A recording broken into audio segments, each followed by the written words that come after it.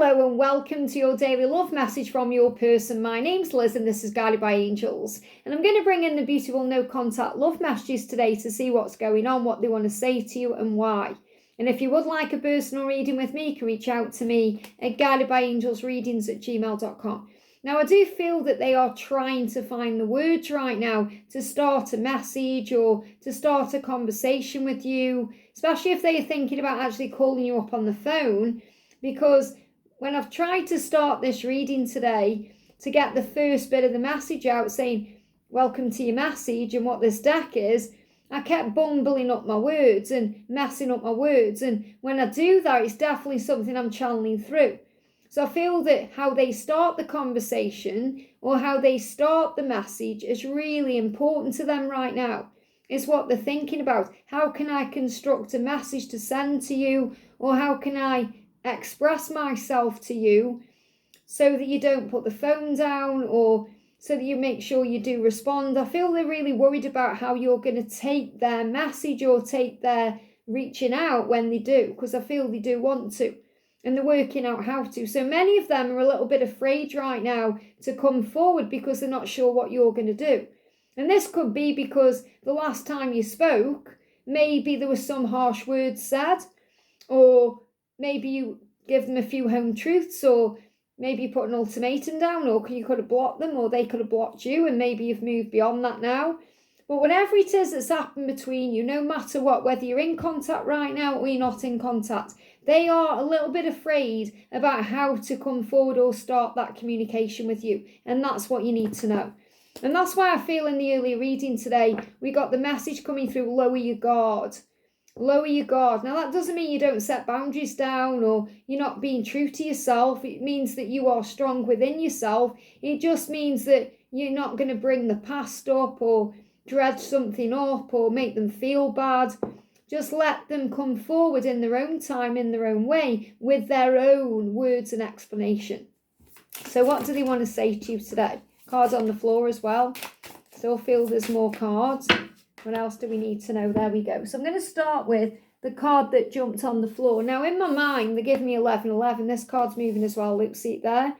So in my mind, they give me 1111. So you may see 1111 today. They may see 1111 today, because that's a huge sign of awakening. So it's like they are saying to you, I am aware, I am awake. I do know what I need to do. So if you're perhaps feeling like, oh, they're not going to reach out, or they're not doing anything, or they're not aware, think again, because they do know what they're going to do and they're already thinking about taking action. I can't see myself changing. I like things as they are. So this is their biggest challenge right now. That's why it fell on the floor. They like things as they are. Now, I'm not talking about things with you. They don't want things to remain as they are with you. They want a new beginning with you. They want a fresh start. They're just really afraid of making that happen because they like things as they are. It's about comfort zones. This is my comfort zone, and here it's okay as it is. If I leave this comfort zone, it's scary. What they show me in my mind is if you're like in this warm, safe environment and you come out of that, you could get eaten, you could, they show me like predators out there. You could get eaten, you could get hurt, you could lose your way, you may get lost. It's risky. So they think, I'll just stay where I am. I'll just stay in this cozy nest where I am. It's what I'm used to. It's cozy to me because I've got all my material things around me and it's something I've been doing for a long time. If I leave that place, all kinds of crazy things could happen. So it's the disruption they are afraid of. Disruption. Could be financial disruption. Could be being afraid of what people will think of them. Could be they're afraid of admitting the truth perhaps to someone in their life. It could be a karmic person. It could be the children. It could be the family. It could be speaking the truth to their boss, or even looking in the mirror and being honest with themselves is hard because it's about them changing their identity, the person they've been for a long time. And that's the person that they've got used to being, the person who wears a mask, the person who doesn't change, the person who just goes with the flow and let things happen. Whereas in their dreams, when they are dreaming, when they are fantasizing, even if they are playing an online game, they become the hero of their own life. That's why some of them game, by the way. So if your person is a gamer and you're thinking, what can they possibly enjoy in that game, or why do they do that so much? It's because in that game they escape into a character and they become someone new. They become a hero in that scenario.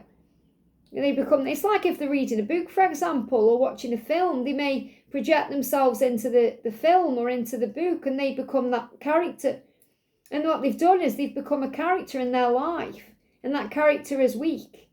That character wears a mask, and that's not who they truly are. That's why they have dreams, like they may have a dream, for example, where they jump out of a plane and they take a risk. Or they may have a dream where they come to you and take you in their arms and whisk you off somewhere, because that's them being the hero, like the white knight.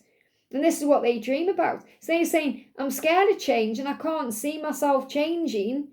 Not because I don't want to change, but because I like things as they are. Because right here, it's comfortable. It's what I'm used to. It's what I've done for a long time. It's what I've always known, or it's what my family expect, or it's the right thing to do because that's what society says. Being with you is risky. You could hurt me. You could break my heart. You could leave me alone. I could get eaten by a monster. That's how they see it. So they're afraid.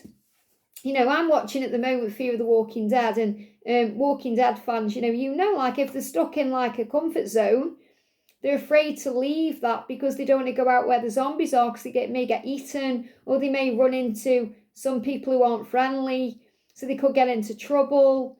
So it's scary to leave what you know. And that's really what they're saying to you. They're saying, I'm scared to leave what I know. I'm afraid of change because I like things as they are. Now, some of them may like things as they are because it's easy, which means you don't challenge them. Obviously, you do challenge them in many ways. What I mean is you may not challenge them because you may always be the one picking up the phone, sending the first message. You're always there. If they want to see you, you drop everything and you're there. And that is something you may be looking at in your own life. Maybe you're setting your own boundaries or changing that because you have a life too. And that's the thing, you have a life. It's just you make them priority, and you've got to ask yourself the question, do they deserve to be priority in my life when they're not really making me a priority? And they may make you a priority for those moments you spend together, but then after, they pull away. Now, you're always a priority, don't get me wrong, but they may not be acting that way in a physical sense. So, for example, if they're with someone else and they go back into that situation after seeing you, or if they are wary about contacting you because of that situation, then obviously they like things as they are because of that.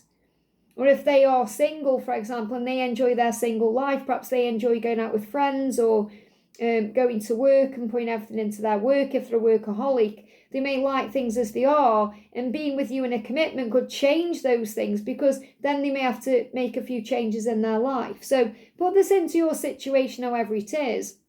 But they're in fear, saying, I like things as they are, so I can't really see myself changing. Yet they're already changing. They're already evolving. They've been changing since they met you. Our separation only made my love for you grow stronger. So they're saying this about the liking things where they are and how they are and all that, but they are in a lot of pain when they're not with you, because the love they have for you grows stronger and stronger and stronger. So you'd think, wouldn't you, if they were away from you and this love wasn't real, that love would go away, but it doesn't. So they know. They know this love is real because it doesn't go away. It doesn't stagnate, it gets stronger and stronger. And with karmic relationships, the love goes over time. So it becomes more like platonic friendship, sibling type love, brother and sister, for example, sister, brother. It's more like that. Whereas what they have with you is and always will be passion, fire, risk, something wonderful, challenging. So you challenge them in so many ways. So if you're not challenging them right now because you're right there when they need you, it's about you recognizing you've got to put yourself first. So, for example, I know many divine feminines, me myself included, because I've definitely done this in the past. And this is something I've learned to stop doing. Is if you've got plans, for example, and your masculine says, do you want to see me? You drop everything you're doing to see them or to call them or to communicate. And that's a big no-no, because that tells your masculine, I'm here at your beck and call. And you have a life too. You've got to think about you. So sometimes you have to say no to them to say yes to you so they can start pursuing you. So if you've made it easy for them, it may be time for you to make it less easy. Pull your energy back, let them start doing the work. Some people were jealous of us. So there could be people jealous of the connection. Again, this is definitely connected with karmic people. I've spoken in the past where karmic people feel the bond that you share. So obviously if they have a karmic partner, that karmic partner will be jealous of you, even if they're not physically aware of you. They're jealous because they feel the masculine pulling back, or their energy is elsewhere, or they're not getting the same attention or affection they once were. So there's jealousy there. And this could also be about people in the past. Some people were jealous of us. So this could be in the past. They experienced that. Maybe they were told by a karmic partner to cut you out of their life if they were aware of you. Even if it was just friendship or you were just working together, they could well have sensed something through their senses and they put boundaries down, and the masculine maybe tried to honour those things. And I feel this is going into the past. I should have been as open with you as you are with me. So they regret that. They regret not telling you how they feel about you or telling you at the time how they felt about you. They regret not opening up or shutting down. So many of them shut down on you, pushed you away, blocked you, sabotaged things. And they regret that. They say, I should have been as open with you as you are with me. Because you've always been honest with them, open with them. You've told them how it is. You've been available to them. And if they haven't been available to you, they are starting to really process and think about that now. You help me see things from a different perspective. So you help them to see how life can be. So even though they are happy with their comfort zone, because it's where what they used to, and it's okay as it is for them, you challenge them because you challenge their belief system. It could be something so much better. We could have the most wonderful life together. And they visualize that, they dream about that, and it drives them crazy when they think about being with you in that way. The chance that they've missed or the opportunity they could have had. Woulda, coulda, shoulda. I should have done that. I should have done this. So they know they can't remain stuck in a cycle that they're in, even if it feels okay, because it's not everything they want. This is about them not being satisfied. So they can stay over here as much as they want, but they're never going to truly be satisfied until they're over there with you. I'm ashamed that I didn't do more to show you how important you are, and there it is. You matter to me. You're important to me. I'm sorry I made everything else seem important to me, every other person, every other situation. I'm sorry I didn't give you the time, the energy, the love, the words, the actions that you actually did and do deserve. So I definitely feel they intend to make up for that. And I want to be more helpful to you. So they want to be more involved, more helpful. They want to be able to be there for you. And the thing is as well that they also think about is they know how strong you are, that you are resilient, independent, powerful. Maybe you live on your own and you pay your own bills and you've got your own job. Perhaps you're a business owner. You could have your own business. You could be an entrepreneur. You could have had a glow up recently. Maybe you've had a promotion. They see you in your power and they think, could you possibly want me? What value could I bring to you? You're resilient, you're strong, you've got everything you need, you don't need me. Because a lot of them are so used to giving in their connections or giving in their life, they're not used to being accepted just for who they are. So if they are with someone who doesn't need anything from them, it feels bizarre to them. It feels alien to them, it feels weird. But that's it, unconditional love. That's how it should be. That's equal give and take. And that's something that you challenge in them as well, because they worry, well, what if you don't need me? What if you don't need me because you don't need anything? You've got money, you've got a job, you've got a house, you've got the things you need. What if you don't need me? But obviously, what you want from them or what you'd like from them is their love. And they're not used to that. They're used to giving everything but love. They're used to giving money to the people, time, energy, but definitely not love. Even if they've been giving their body to someone, it's not love. It's just going through the motions or something that can create instant satisfaction and then it's gone quickly. So or even if they're on social media, say if they're on social media getting some kind of attention on there, it's short-lived. So whatever they're getting from others is short-lived, and whatever they're giving, it's definitely not love. And with you, it's different. Your happiness matters to me, and they want you to know that. So some of them pull away because of that. I don't want to make you unhappy anymore, so I'm going to stay away and deal with this situation, or I'm going to stay away because of this situation, or I'm going to come forward when I can offer more. And that's truly what they want. So even though at the beginning they are saying to you, I like things as they are because I can't see myself changing, they know they have to change. They know they need to change, and they know they've got to change. And that's what they're going to do.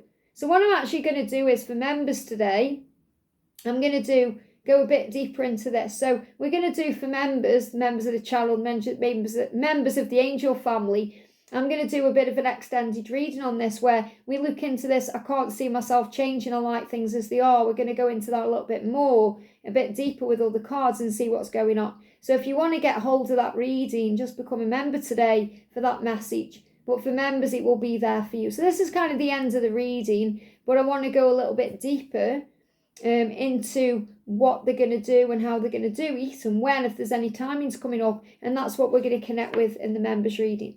So I'm sending you all so much love. Have a great day, and I'll see you soon.